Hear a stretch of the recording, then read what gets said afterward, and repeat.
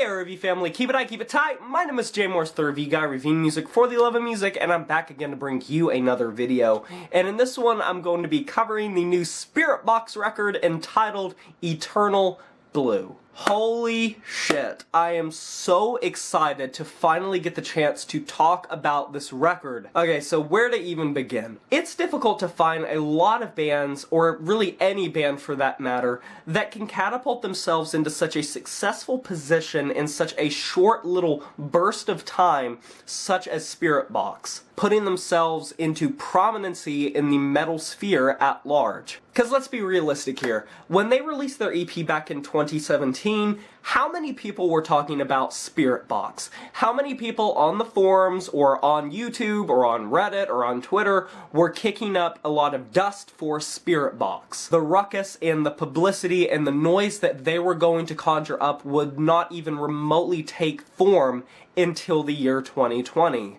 That was their year. My lord, could Spiritbox not miss in 2020? The elegant video contrasting the heavy Djent and Metalcore rager that is Holy Roller, the things in Anthem, it is a rager and it is performed live amazingly. I just saw them recently. The despondent and haunting Blessed Be, which has a really surprising switch up in the latter half of it. Or Constance, which released in the latter half of 2020 and visually, lyrically, conceptually, vocally, instrumentally, such a haunting and a harrowing song that touched so many people's hearts for the lyricism, which was beautiful and just so heartfelt and so vulnerable, and for something as serious and all-encompassing as Alzheimer's and dementia can be, as well as the complexity of being with someone through that or losing someone to that, whether it be a family member or a partner, or a child, or whatever it may be, or a grandparent.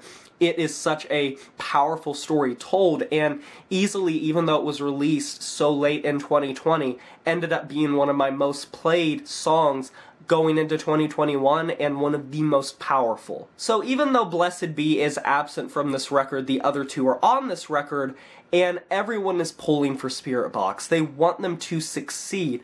Courtney is just such a standout vocalist. The instrumentation really does blend the line between post-rock and post-metal and metalcore and djent, and just a lot of different genres coming together to create this harmoniously just haunting and gorgeously assembled heavy metal and rock and ambient music. And sort of echoing back what I just said about Constance, one of the things that keeps me coming back to this record on repeated listens is thematically, this is such a lavish record on the lyrics. Poetic and lively and vivid. The Summit ended up being one of my favorite tracks on the record, but in comparison to some of the other tracks on the record, it's one of the more simply written, simply constructed, simply produced, and reads pretty much like a textbook post-rock or post-metal song with some metalcore semblances. Instrumentally, not too unlike what you could get from, say, a Contortionist, which if there's a band instrumentally that Spiritbox reminds me a lot of, and I don't know if it's conscious or not, it's definitely the Contortionist. The alternative edge of this record impressed me continuously over and over through each listen, and not because it's inherently ambitious. If you boil a lot of these tracks down instrumentally, they're just djent songs, they're just post-metal songs, they're just metalcore songs. But certainly it's how tight the chemistry of the band is, and Courtney's really strong vocal performance that sets it apart. The assortment of sounds and how they are produced makes this seem disorienting, equal parts complex and very simplistic and easy to understand. It's sort of a contradiction, because on paper, when you're listening to a track like The Summit, for example, or Holy Roller, or Constance, these aren't really inherently songs you haven't heard performed in some sort of other vein by another djent band, or a metalcore band, or a post-rock or post-metal band, but it's the heart, and it's the passion, and the conviction that makes it stand out. And alongside that conviction is a healthy assortment of synths and electronic bits, either vocal effects or instrumental synths. And personally, I think that's something they really could do more with in the future. I think some of those little electronic breakups or synth bits or odd vocal effects really makes it stand out and pop from the sound. Courtney slides over instrumental after instrumental like smooth silk, but can also just conjure up these demonic and hellish lows and highs. I hate to say it, but like she really is the star of this track listing. Because if Spiritbox succeeds at one thing, it's how they contrast really heavy, blistering instrumentals and blistering breakdowns and heavy, moshy riffs and these more ambient passages and breakups where it will become more beautiful. It will lower and sort of let a track breathe and expand a bit. And while that does go for bridges, it especially goes for just how chorus heavy and hooky this record can be. It's very rare to hear a chorus on this record, even if it's on one of the more underwhelming tracks in comparison, not just feel larger than life. And on tracks like Sun Killer and Secret Garden, as well as The Summit, I love these really hyper-technical Djent riffs. Once again, I'm getting those whiffs of like the contortionist or era. There's a frigid level of atmosphere to how these riffs are rhythmatically that is just pleasing to the ears. And of course, the vast majority of that definitely is how they are produced, how well they are equalized. And sort of that is a double-edged sword, because on tracks like I would say Secret Garden's chorus as well as Hurt You's chorus, Courtney sometimes has the issue of, because her vocals are so ethereal and translucent, they can fade into the background a bit. Listen to the first half of Secret Garden or the chorus on Hurt You, and when the instrumental will be more bustling and will be more heavy and will be more loud, there's sometimes moments across this record, these two moments being two of them, where Courtney's vocals are just not as well balanced to accommodate the up in the volume of the track. Her vocals still stand at the same volume as the verses when it is in comparison a lot quieter. As someone that has become a massive Spiritbox fan in the past year and a half or so, one glaring issue is I don't want to call them a one-trick pony, because musically they are very diverse and instrumentally they are very dynamic. But that's not to say progressively throughout the record they don't reveal a lot of their tricks, reveal a lot of their patterns, reveal the same toys that they like playing with. Heavy starts with electronics that will sometimes layer or swirl around the instrumental. Courtney in a more subdued and melancholic, hypnagogic vocal delivery on the verse. A bridge that either swells it up into some sort of ambient break-up bit or expansive bit, and a larger-than-life chorus that will have a bustling instrumental behind it, very arena-sized and a grand amount of atmosphere. The chorus will fade off into a second verse that will repeat the same patterns as the first with the same atmosphere coming back. And if they are feeling quirky and if it's on one of the tracks that fits it, the latter half having some sort of metal vocal breakup that takes you by storm. Either letting the instrumental swell up to create a very tense feeling or just in general becoming heavier.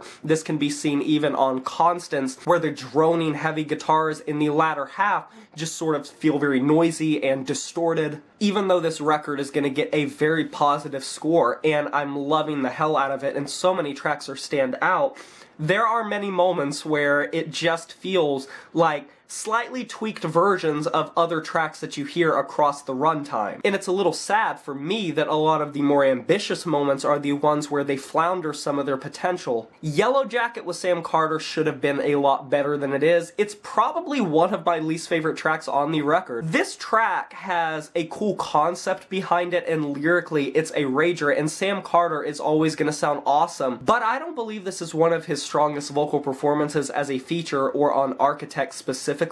And the direction that this track was taken in makes it seem like they didn't really quite know what they wanted to do with this track. Once again, it's catchy and it's earwormy around the chorus area, but this is unfortunately a portion of a track where the electronics do not do it any service and justice, and more so feels more tedious. If you're gonna get Courtney and Sam on a fucking track together, let them rage out. Let them have fun with it. They're both insanely capable vocalists, and I feel like their potential was not quite used accordingly on this track. In comparison, We Live in a Strange World is a better assortment of sort of ambience and electronics, even though it still is one of the more forgettable tracks. And I suppose one final thing I can say is, as much as I love Holy Roller and as much as I love Circle With Me, people need to stop acting like Holy Roller is like the best metalcore track ever made. Is it anthemic? Is it just balls to the wall heavy? Absolutely. It's great. It has a great production to it, but this isn't the most innovative metalcore track. Not even hardly, not by a mile, and unfortunately I smell a little bit of sexism, but sort of like opposite sexism, like biased sexism, because it seems like the same thing like the band Ginger, where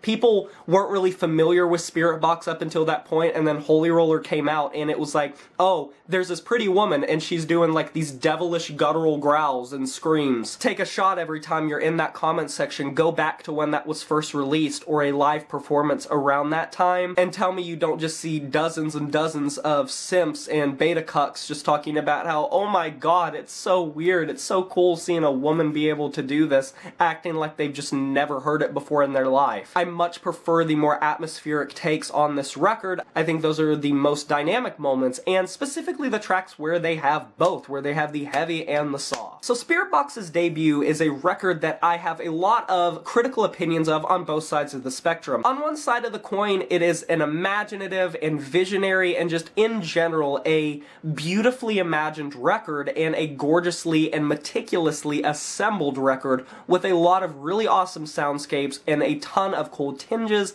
and textures to everything, with dozens of catchy riffs, a lot of cool breakdowns, really awesome choruses, and some very poetic lyrics. And on the other side of the coin, it's not really the most original at certain points, and they really are sort of tried and tested on numerous tracks that sort of just repeat the same formula, and some of their more ambitious moments where they do take in the electronics or they try to mess around with vocal effects like on Yellow Jacket, sometimes can sell them short. Other than that, Spiritbox show themselves to be so capable and so fun and so just amazing as a group that I hope we get to see this develop more, and I'm just praying to God that we get to see more from this project. I know a lot of people, including myself, are holding their breath. I'm going to be giving this record a 7 out of 10.